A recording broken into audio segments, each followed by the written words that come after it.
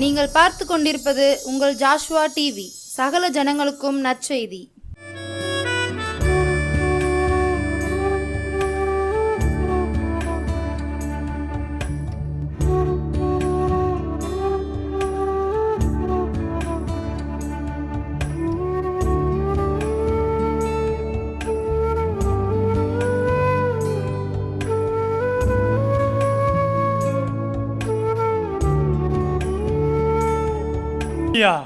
ஆண்டவர் இயேசு கிறிஸ்துவின் நாமத்தின் வழியாய் உங்களுக்கு என் அன்பான வாழ்த்துக்கள். கர்த்தராகிய இயேசு கிறிஸ்து உங்களை ஆசீர்வதிப்பாராக. ஆமென். இந்த நாளிலும் வேதமே வெளிச்சம் விடுதலை ஊழியங்கள் வழியாக, ஜாஷ்வா டிவி ஊழியங்கள் வழியாக உங்களை சந்திப்பதில், கர்த்தருடைய வேத வசனங்களை விதைப்பதில் எனக்கு ரொம்ப சந்தோஷம். அல்லேலூயா. கர்த்தர் உங்களையும் சந்தோஷமாய் ஆசீர்வதிப்பாராக. ஆமென். இந்த நாளிலும் நாம் கர்த்தருடைய வேத புத்தகத்தின் வழியாய் கர்த்தருடைய வேத வசனம் நம்மிடமாய் எவ்விதமாய் பேசுகிறது என்பதை நம்ம பார்க்க போகிறோம். ஆண்டவருடைய வேத வசனம் நம்மை பற்றி என்ன சொல்கிறது, நம்மளை எப்படி வழிநடத்தி கொண்டு இருக்கிறது அப்படின்றத நம்ம பார்க்க போகிறோம். இந்த வேத வசனத்தில் 1 கொரிந்தியர் 6ஆம் அதிகாரம் வசனம் 9 முதல் 11 முடிய, 1 கொரிந்தியர் 6ஆம் அதிகாரம் வசனம் 9, 10, 11. அநியாயக்காரர் தேவனுடைய ராஜ்யத்தை சுதந்திரிப்பதில்லை என்று அறியீர்களா? வஞ்சிக்கப்படாதிருங்கள். வேசி மார்க்கத்தாரும் விக்கிரக ஆராதனைக்காரரும் விபச்சாரக்காரரும் சுய புணர்ச்சிக்காரரும் ஆண் புணர்ச்சிக்காரரும் திருடரும் பொருளாசைக்காரரும் வெறியரும் உதாசீனரும் கொள்ளைக்காரரும் தேவனுடைய ராஜ்யத்தை சுதந்திரிப்பதில்லை. உங்களில் சிலர் இப்படிப்பட்டவர்களாய் இருந்தீர்கள். ஆயினும் கர்த்தராகிய இயேசுவின் நாமத்தினாலும் நமது தேவனுடைய ஆவியினாலும் கழுவப்பட்டீர்கள், பரிசுத்தமாக்கப்பட்டீர்கள், நீதிமான்கள் ஆக்கப்பட்டீர்கள். அல்லேலூயா. அன்பானவர்களே, எவ்வளவு ஒரு மகிழ்ச்சியான, உற்சாகமான, சந்தோஷம் அடைய வேண்டிய வேத பகுதி தெரியுமா இது? அன்பானவர்களே, அநியாயக்காரன் தேவனுடைய ராஜ்யத்தில் பிரவேசிக்க முடியாது. அசுத்தமானவன் தேவனுடைய ராஜ்யத்துக்குள்ள போக முடியாது. வசனம் சொல்லுது பாருங்க, எப்படிப்பட்ட மனுஷர்கள்னு. அதில் ஏதாவது ஒரு பெயர் நமக்கு நிச்சயமா பொருந்தும். அல்லேலூயா. அதுக்கு நிச்சயமா பொருந்தும். ஏன்னா பூமியில இருக்கிற மனுஷர்கள் எல்லாம் யார் தான்? பவுல் பட்டியலிட்டு சொன்னார் பாருங்க, இந்த மனுஷர்கள் தான் பூமியில வாழ்ந்துகிட்டு இருக்கிறவங்க.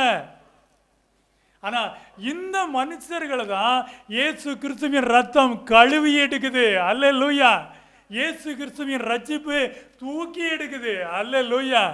அதை தான் பவுல் சொன்னார், நீங்கள் உங்களிலேயும் சிலர் இப்படிப்பட்ட மனுஷங்களாக தான் நீங்கள் என்ன செஞ்சீங்க? வாழ்ந்தீங்க. முந்தைய காலத்தில் இப்படித்தான் நீங்களும் இருந்தீங்க.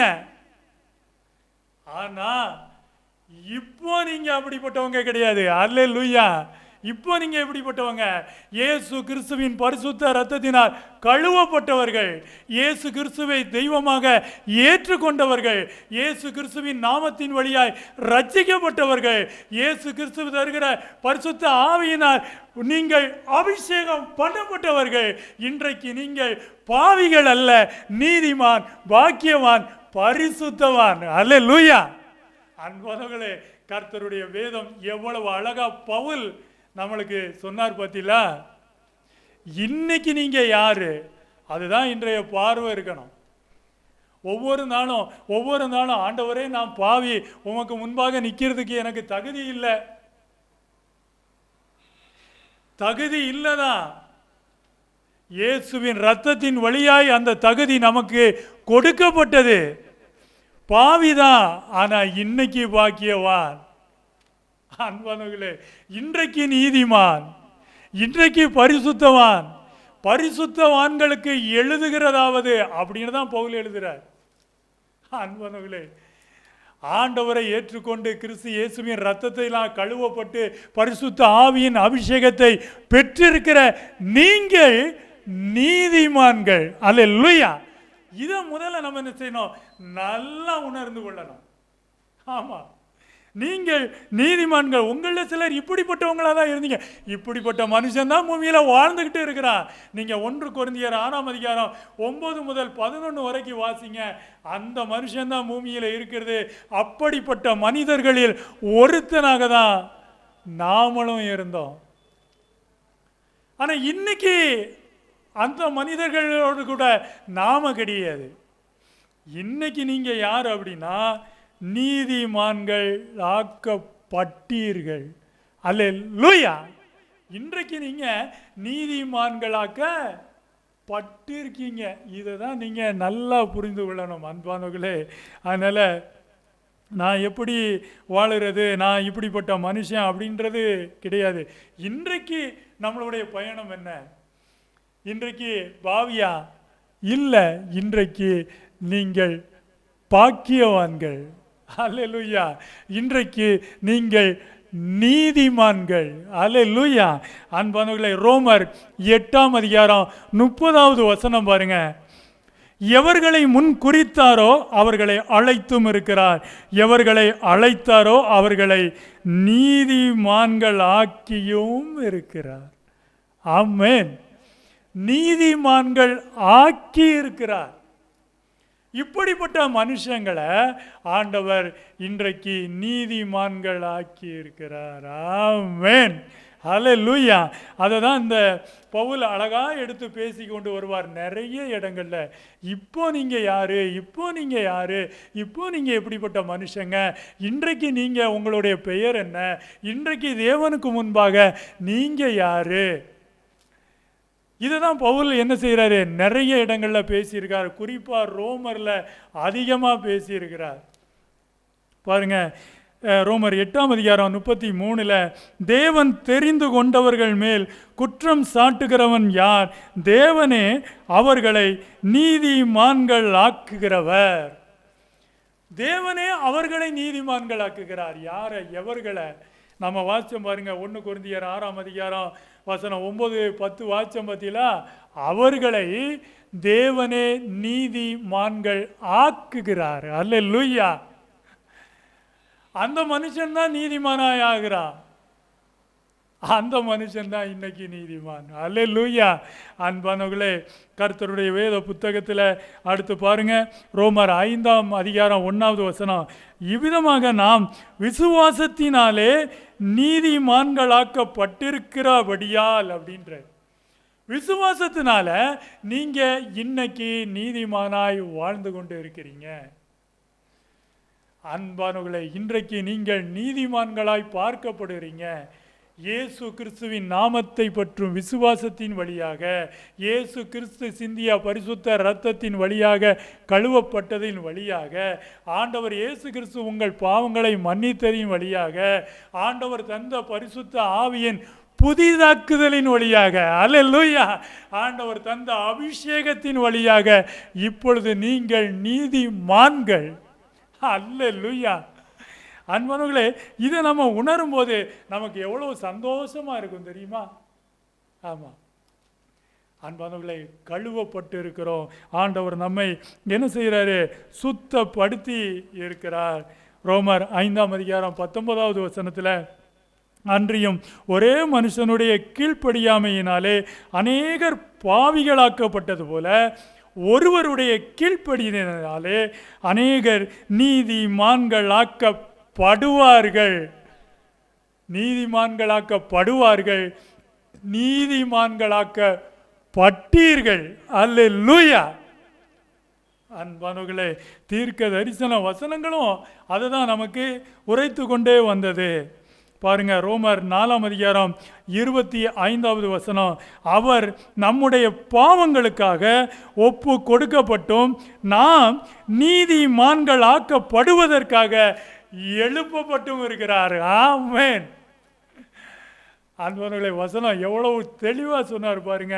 நீங்கள் நீதிமான்கள் ஆக்கப்பட்டு இருக்கிறீர்கள். பாருங்க, அவர் நம்முடைய பாவங்களுக்காக ஒப்பு கொடுக்கப்பட்டும் நாம் நீதிமான்கள் ஆக்கப்படுவதற்காக எழுப்பப்பட்டும் இருக்கிறார், உயிரோடு எழுந்திருக்கிறார், நாம் நீதிமான்களாக்கப்படுவதற்காக. ஆமென், அல்லேலூயா.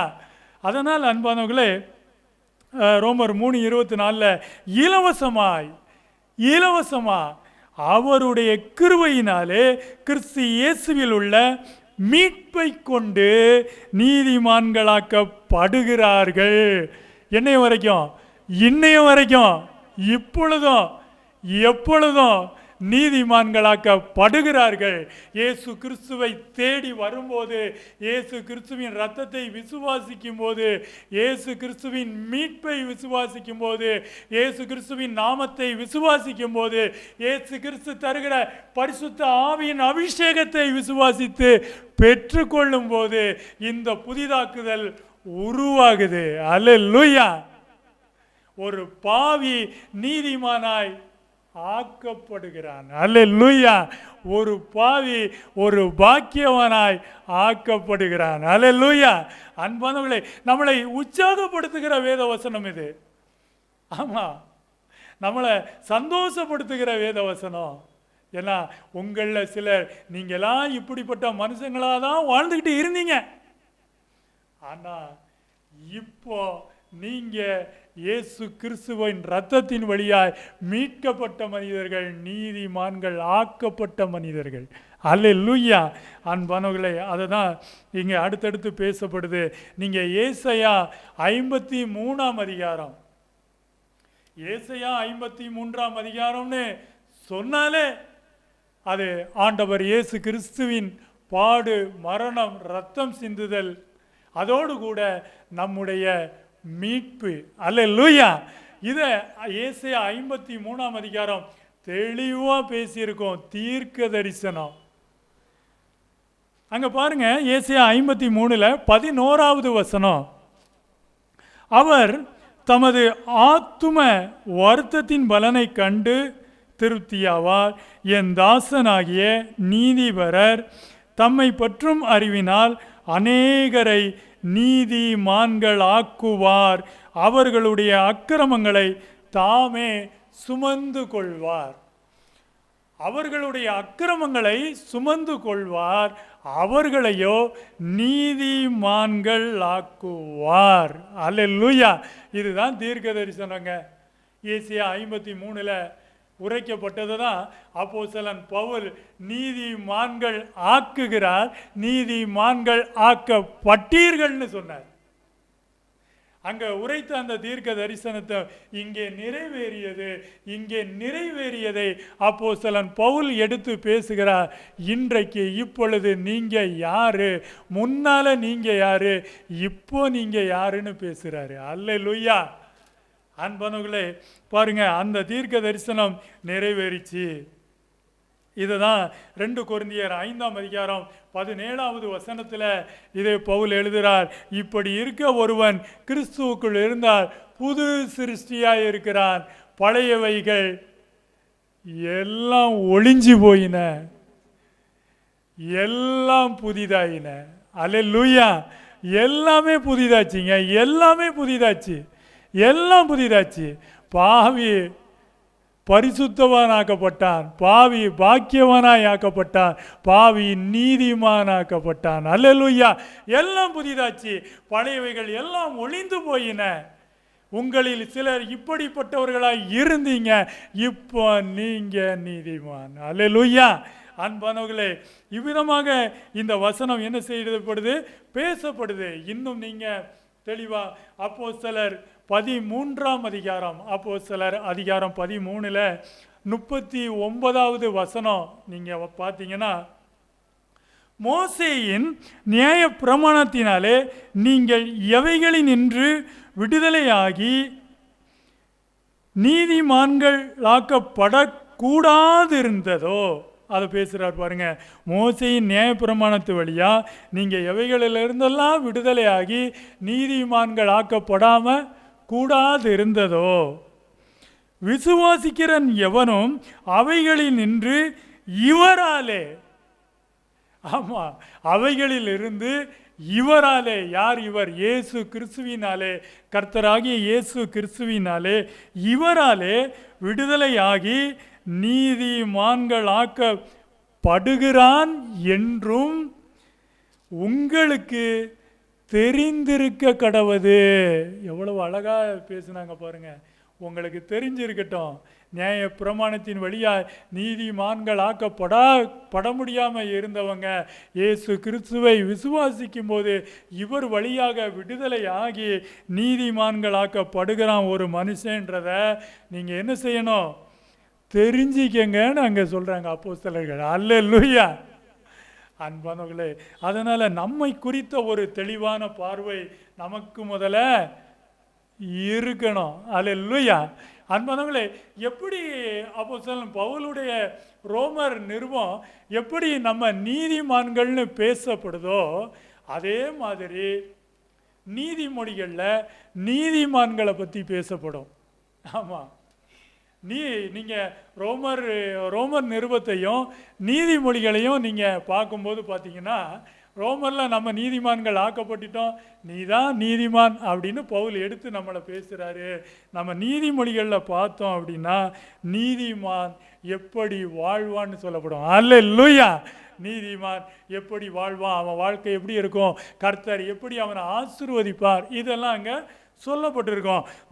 நீதிமொழிகள் 3ஆம் அதிகாரம் 33 துன்மார்க்கனுடைய வீட்டில் கர்த்தரின் சாபம் இருக்கிறது, நீதிமான்களுடைய வாசஸ்தலத்தையோ அவர் ஆசீர்வதிக்கிறார். ஆமென். அன்பானவர்களே, நீங்கள் இன்றைக்கு நீதிமான்கள், உங்கள் வாசஸ்தலத்தை கர்த்தர் என்ன செய்கிறாரு? ஆசீர்வதிக்கிறார். அல்லேலூயா. ஆமென். அன்பானவர்களே, இந்த வார்த்தைக்கு இன்றைக்கு நீங்கள் என்ன செய்கிறீங்க? சொந்தக்காரங்களாக இருக்கிறீங்க. நீதிமொழிகள் 12:7 கர்த்தர் நீதிமான்களை பசியினால் வருந்த விட்டார், துன்மார்க்கருடைய பொருளோ அகற்றி விடுகிறார்னு சொல்லப்படுது. பாருங்க, கர்த்தர் நீதிமான்களை என்ன செய்ய மாட்டாராம்? பசியினால் வருத்தப்படுத்த மாட்டாராம். என்றைக்குமே ஆண்டவர் உங்களுக்கு தேவையான போஷிப்பை நிச்சயமாய் கொடுப்பார் அப்படின்னு சொல்லப்படுது. நீதிமொழிகள் 13:25 நீதிமான் தனக்கு திருப்தியாக புசிக்கிறான். பாருங்க, நீதிமான் தன் வயிறு நிறைய சாப்பிட்றானா. அல்லேலூயா. அவன் வயிற்றுக்கு குறையே கிடையாது. அல்லேலூயா. அவன் வயிறு பசியாக இருக்குது, சாப்பிட ஒன்றும் இல்லைன்ற நிலைமையை கர்த்தர் அவனுக்கு கொடுக்கவே மாட்டார். அல்லேலூயா. பாருங்க, அதான் சொல்கிறார், நீதிமான் தனக்கு திருப்தியாக புசிக்கிறான் அப்படின்னு நீதிமொழிகள் 13:25 சொல்லப்படுது. நீதிமொழிகள் 10:24 ஒரு காரியம் சொல்லப்படுது பாருங்க, நீதிமான் விரும்புகிற காரியம் அவனுக்கு கொடுக்கப்படும்.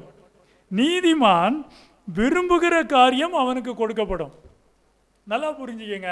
உங்களுடைய தேவையாக இருந்தாலும், உங்களுடைய ஜெபங்களாக இருந்தாலும், உங்களுடைய தேவனுக்கு முன்பாக நீங்கள் நிற்கும்போது நீங்கள் எந்த இடத்துல தான் நிற்கணும் தெரியுமா? நீதிமான்ற இடத்துல நின்று நீங்கள் என்ன செய்யணும்? உங்களுடைய வேண்டுதல்களை நீங்கள் தேவன்கிட்ட தெரியப்படுத்தணும். நீதிமான் விரும்புகிற காரியம் அவனுக்கு கொடுக்கப்படும். பாவிகளுக்கு தேவன் செவி கொடுக்கிறது இல்லை. அல்லேலூயா. பாவியா இருந்த மனுஷன் நீதிமான் ஆக்கப்படுகிறான், அந்த நீதிமானுக்கு அவர் செவி கொடுக்கிறார். அல்லேலூயா. அன்பானவர்களே, இதுதான் அங்கே பேசப்படுது. அதனால் நீதிமான் விரும்புகிற காரியம் அவனுக்கு கொடுக்கப்படும். எனக்கெல்லாம் கிடைக்காது, எனக்கெல்லாம் ஆண்டவர் கொடுக்க மாட்டார். ஆண்டவருக்குள்ளே வந்துட்டீங்கன்னா உங்களுக்கு நிச்சயமாய் கொடுப்பார். ஆமாம், வசனம் அதை தான் பேசுது. அவன் விரும்புகிற காரியம் அவனுக்கு கொடுக்கப்படும். அல்லேலூயா. அன்பானவர்களே, அதனால் உங்களுடைய வாழ்க்கை எப்படி இருக்குன்னா, அசைக்க முடியாத ஒரு வாழ்க்கையாக ஆண்டவர் அதை என்ன செய்வார்? கட்டி எழுப்புவார். பாருங்க, நீதிமொழிகள் 10:30 நீதிமான் என்றும் அசைக்கப்படுவதில்லை. நீதிமான் என்னைக்கு என்ன செய்யப்படுவதில்லை? அசைக்கப்படுவதில்லை. அல்லேலூயா. ஆமாம், அவன் அசைக்கப்படுவதில்லை அப்படின்னு அங்கே சொல்லப்படுது. நீதிமொழிகள் 12:3 சொல்லப்படுது, நீதிமான்களுடைய வேரோ அசையாது. அல்லேலூயா. அன்பானவர்களுடைய நீதிமான்களுடைய வேர் என்ன செய்யாது? எந்த அதிர்ச்சிக்கும் அசையாது. அல்லேலூயா. அன்பானவர்களே, இவ்விதமாய் இந்த நீதிமொழிகளில் நீதிமான்களுடைய ஆசீர்வாதம் பேசப்படுது. ரோமர் நிருபத்தில் நீங்கள் நீதிமான்கள் என்று பேசப்படுகிறது. இந்த இரண்டையும் இணைத்து பாருங்க, உங்கள் வாழ்க்கையில் பெரிய ஆசீர்வாதங்களை நீங்கள் காண்பீங்க. அல்லேலூயா. அன்பானவர்களே, அதனால் ஆண்டவர் இந்த நாட்களில், இந்த காலகட்டங்களில், நான் பவுல் சொன்ன மாதிரி 1 கொரிந்தியர் 6ஆம் அதிகாரத்தில் சொன்ன மாதிரி, உங்களில் சிலர் இப்படிப்பட்ட மனுஷங்க தான், ஆனால் இன்னைக்கு அப்படிப்பட்ட பார்வையில் நீங்கள் இல்லை. தேவனுக்கு முன்பாக முதல்ல நீங்கள் அப்படிப்பட்ட பார்வையில் தான் இருந்தீங்க, ஆனால் இப்போ அந்த பார்வை உங்கள் மேலே கிடையாது. இதை புரிந்து கொண்டு நீதிமான் செய்கிற ஊக்கமான வேண்டுதல் அப்படின்னு வசனம் பேசுது. அதனால் அந்த நினைவோடு கூட நீங்கள் ஜெபங்களை ஏறெடுங்க. உங்கள் வாழ்க்கையில் நீங்கள் வெற்றியை காண்பீங்க. அல்லேலூயா. கர்த்தர் உங்களை ஆசீர்வதிப்பாராக. ஜெபிப்போம். ஸ்தோத்திரம் ஆண்டவரே, நன்றி செலுத்துகிறோம் நல்ல கர்த்தாவே. பாவியை நீதிமான்களாய் ஆக்குகிற கர்த்தராய் நீர் இருக்கிறீர். ஆம் ஆண்டவரே, பாவிகளாய் இருந்தோம் ஆண்டவரே, இப்பொழுதோ நீதிமான்கள் ஆக்கப்பட்டிருக்கிறோம், பாக்கியவான்கள் ஆக்கப்பட்டிருக்கிறோம், பரிசுத்தவான்கள் ஆக்கப்பட்டிருக்கிறோம். ராஜா, நீதிமானுடைய சிரசின் மீது அவருடைய ஆசீர்வாதம் தங்கும் என்று வேத வசனம் சொல்கிறது. அவ்விதமாக உம்முடைய இரத்தத்தின் வழியாய், பரிசுத்த ஆவியின் புதிதாக்குதலின் வழியாய் ஆண்டவரே, ரட்சிப்பின் குடும்பங்களாய் இருக்கிற ஒவ்வொரு குடும்பங்களையும் கர்த்தர் நீர் ஆசீர்வதிப்பீராக. உம்முடைய ஆசீர்வாதங்கள் இவர்கள் சிரசின் மீது தங்குவதாக. சஞ்சலம், தவிப்பும் வேதனையும் ஓடி போகட்டும். கர்த்தருடைய நித்திய மகிழ்ச்சி இந்த நல்ல வார்த்தையை கேட்ட ஒவ்வொரு குடும்பங்களிலும் தங்கும்படியாய் ஆசீர்வதிக்கப்பா. இந்த நல்ல வார்த்தையை கேட்ட பெரியோர், சிறியோர், வாலிபர்கள், சகோதர சகோதரிகள் அனைவரையும் என் தேவனாகிய கர்த்தர் நீர் ஆசீர்வதிப்பீராக. இயேசுவின் திருநாமத்தின் வழியாய் இந்த நல்ல வார்த்தையை கேட்ட இவர்களை வாழ்த்தி ஆசீர்வதிக்கிறேன். காத்து கொள்ளும், வழி நடத்தும், ஆசீர்வதியும் ஜீவனுள்ள நல்ல பரமபிதாவே. ஆமென். அல்லேலூயா.